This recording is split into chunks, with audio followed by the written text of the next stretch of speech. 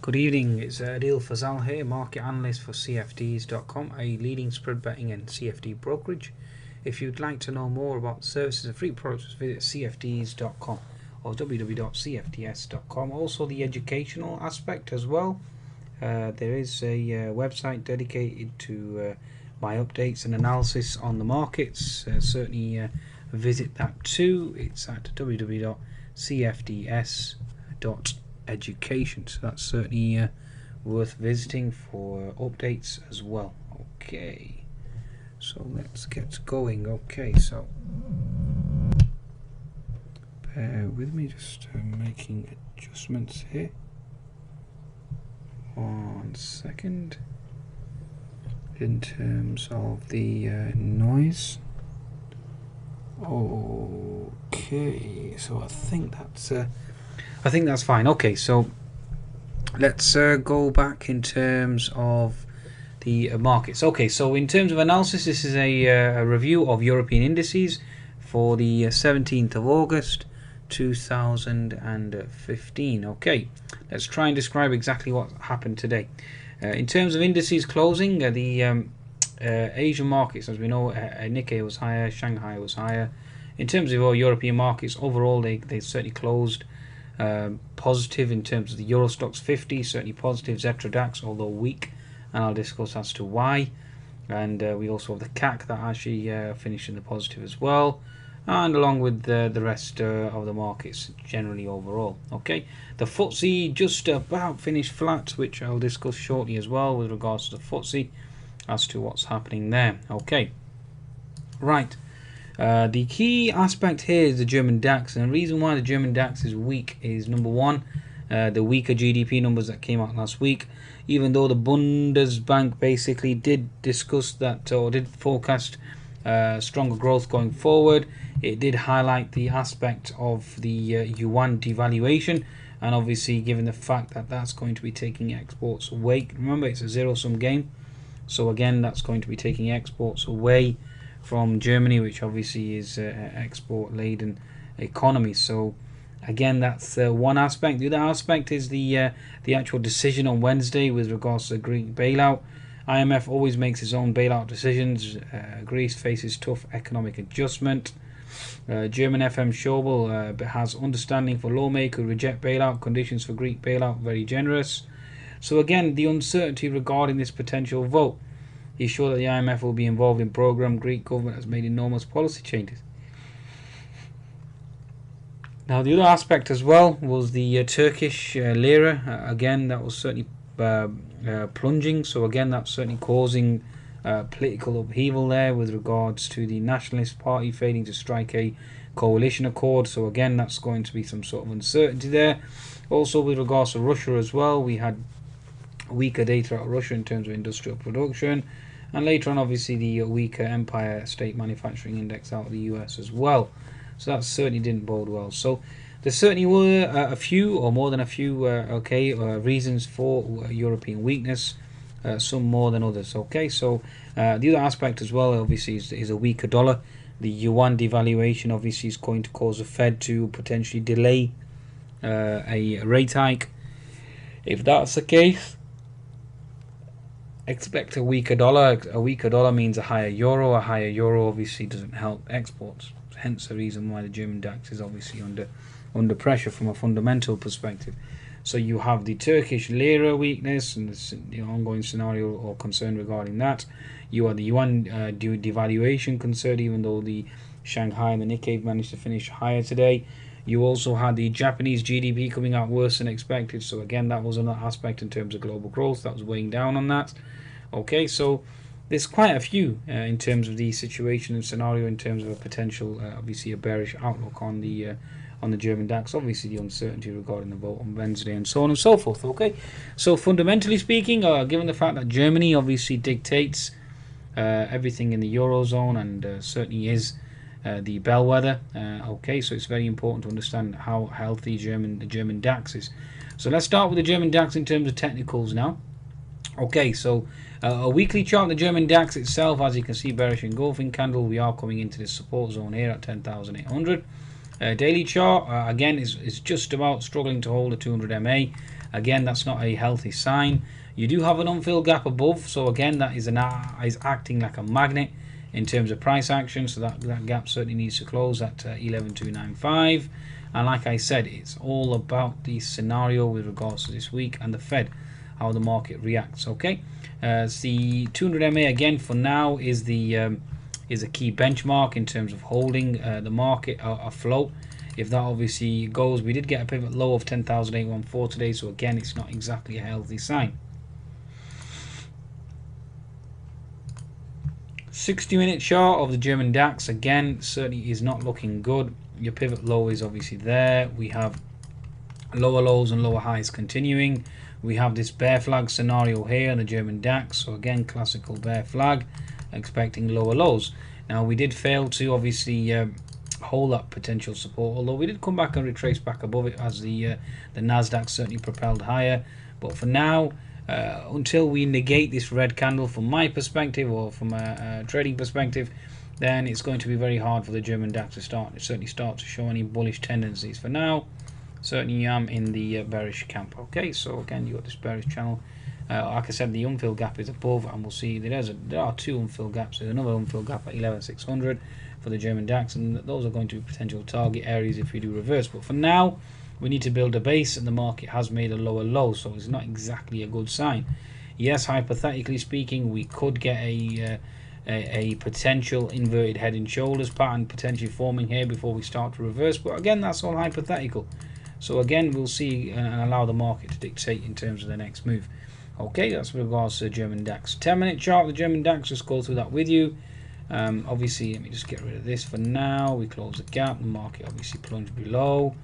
Again, it's all about the unfilled gap up here. You've got this gap that's quite important here. In terms of technicals, I mean, the only thing that we can do in terms of TA is take the pivot highs here, connect them together. Okay, that's all we're doing at present. Okay, so you have this previous support equals resistance scenario here. So again, 10,990. Then you have the 200 MA above as well. So again, that's going to act as a potential resistance as well. Okie dokie, so this plunge here at 11,020, I mean, you had almost a 200-point plunge in the German DAX. Quite an impressive plunge. Okay, quite an impressive plunge around the 1 o'clock region. Okay, so that certainly does not bode well. Does not bode well in terms of the German DAX going forward. Now, you do have this H&S formation, which to a large extent, one could argue the target has been hit. I mean, you had the pivot high 11,114. Then you had the 10,980, so you're looking at a 150-point drop. 10,980, that takes you down to 10,830, and obviously that has been hit in terms of the TA perspective.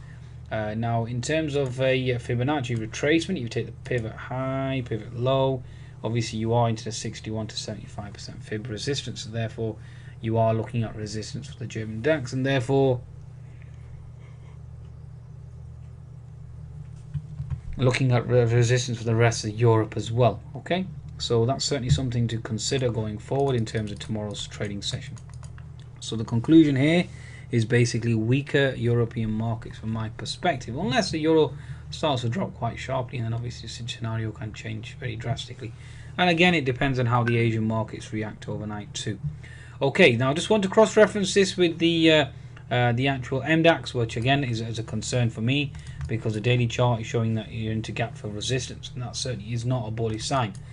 From a technical point of view or trading perspective, you have this scenario here where you have a lower high, and you're looking for a potential lower high here for a right shoulder, and obviously the H&S formation being triggered.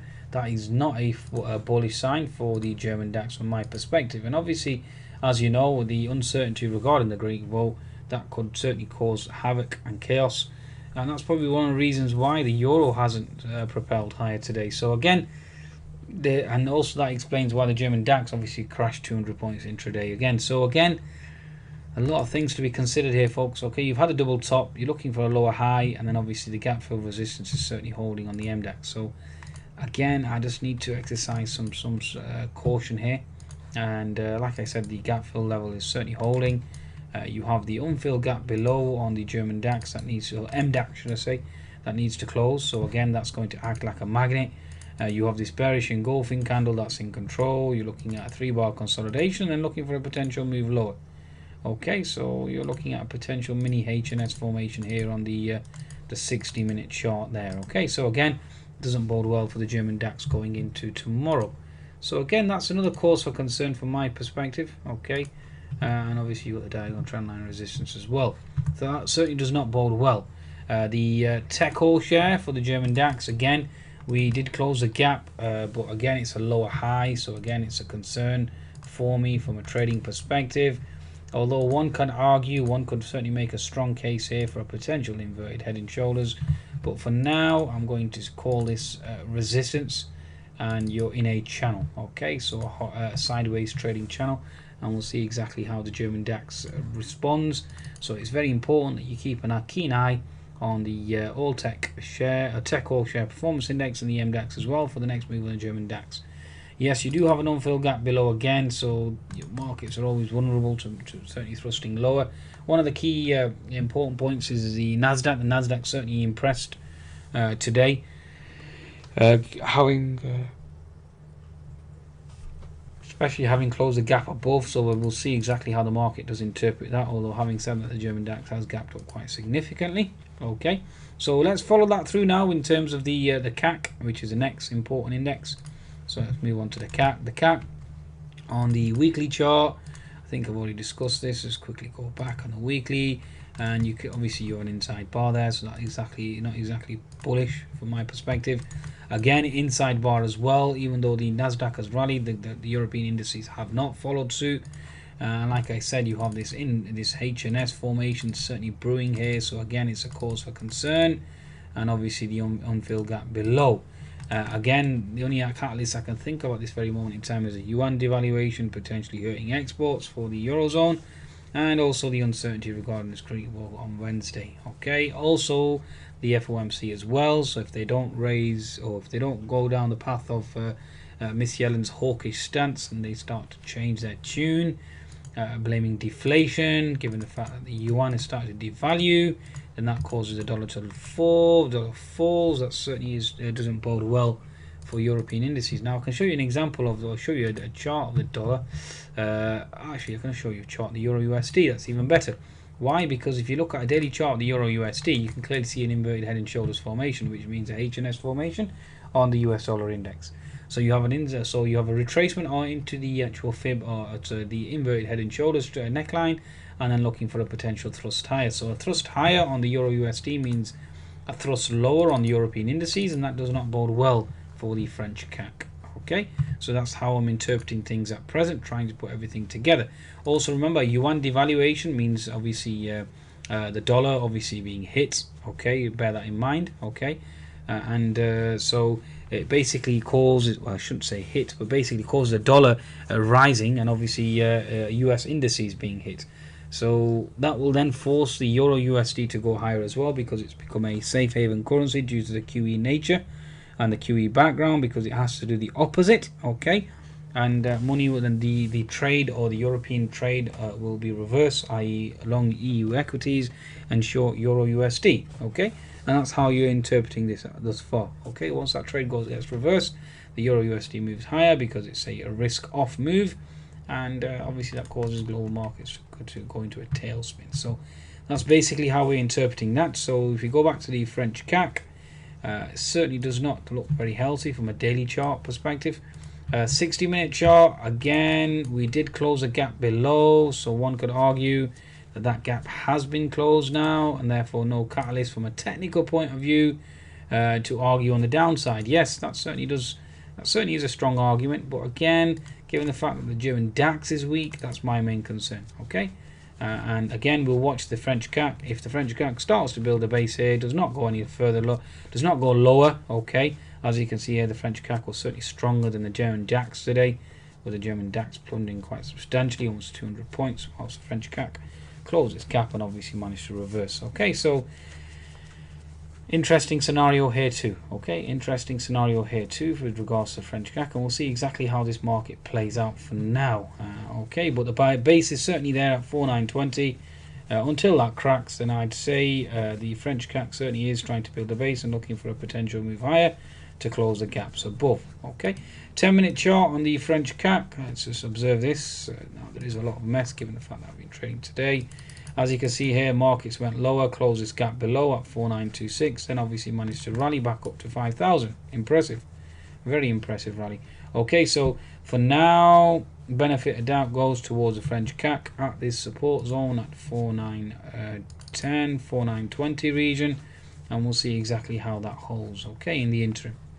Okay, so the next obviously indices that we checked is to cross verify the French CAC. Again, the French CAC is in gap CAC 60, mid 60s into gap fill resistance, so that certainly is not a bullish sign from the French CAC's perspective.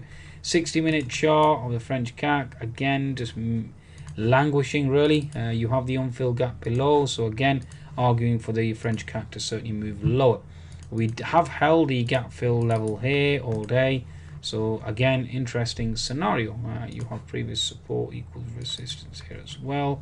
Okay, with regards to the French CAC, so that's something that we can certainly watch and keep an eye out for. Okay, so certainly doesn't bode well for the French CAC, the mid 60s. So the mid and small, CAC mid and small, I always cross verify again into gap fill resistance. Gap fill resistance does not bode well for the French CAC itself. Okay, 60-minute chart, yes, it's languishing. We have the unfilled gap below again. Same scenario with regards to the German DAX. It has an unfilled gap below, which again is acting like a magnet, and the markets will dictate. We already have Greece and we have FOMC, which is going to cause a higher euro, given the fact that we have an inverted head and shoulders formation in the euro. As we all know, there's an inverse relationship due to the nature of QE. Higher euro, lower equities, lower euro, higher equities. Okay, and we have when you have an inverted head and shoulders formation on the euro USD, that does not bode well for EU equities. That tends to tell you that something is brewing and something is certainly going on in the background that's going to cause a risk-off scenario. Europe 350, again, look at the daily chart, all inside bars, bearish consolidation. So one could argue that's certainly a classical bear flag scenario. Again, we're languishing, we're making lower lows. Although we did hold a low today, pivot low at 1560. So again, we'll see. But given the fact that we made a lower low there, again, that certainly is a scenario to observe. Okay, the Euro Stoxx 50. Now this is an interesting chart. Looking at the daily chart, we have held a 200 MA. Although the unfilled gap below certainly does come into the equation. But for now, the 200 MA certainly needs to be respected, and we'll see exactly how the market responds going into tomorrow. But like I said, the German DAX and the French CAC, if they're not looking healthy, it's very hard for the Euro Stoxx to look healthy at all. Okay, the 60-minute chart, the Euro Stoxx, again, we made a lower low. That certainly is not a bullish sign. It's a bearish sign from my perspective. 10-minute chart, yes, we did thrust off the pivot lows. But just to confirm on record and confirm my bias, I am already short the Euro Stoxx from the 3603 level. Okay, that's my average. I'm looking for obviously a move lower, so if you want to take that into consideration in terms of my analysis and my inherent bias. But again, it's basically into resistance from my perspective. It's had a thrust higher. It's impressive move here from the 3450, 3460 level, and you're back at 3505. So again, you are looking at potential exhaustion and, like I said, a potential move lower. Okay, so that's a summation of the European indices from my perspective. Like I said, bear that in mind. The Fed, if they're dovish, then that means a higher euro, and that certainly doesn't bode well for the Eurozone. The uncertainty regarding the Greek vote on Wednesday and the German lawmakers, etc., and the twists and turns that went on last time, again, that certainly refreshes everybody's mind as well. Okay, and then obviously you got the Yuan devaluation hurting exports or taking exports away from the Eurozone. That doesn't bode well going forward. And there may well be other catalysts that I'm not privy to. Again, the market has endogenous variables and exogenous variables. All we can do as day traders is account for the endogenous variables, and hence the reason why we have stop losses for the exogenous variable shocks. Okay, but folks, be sure to visit www.cfds.com. Certainly open a trading account and try the demo as well if you like. Familiarize yourself with this obviously a brokerage. The educational aspect of it, I also do update live charts in real time. Obviously, I post my videos, and I try to post as any other useful information from a data trading perspective, just basically giving you support, potential support and resistance, and the outlook on the markets and analysis too. So be sure to visit the website www.cfds.education to learn more. Okay, folks, goodbye.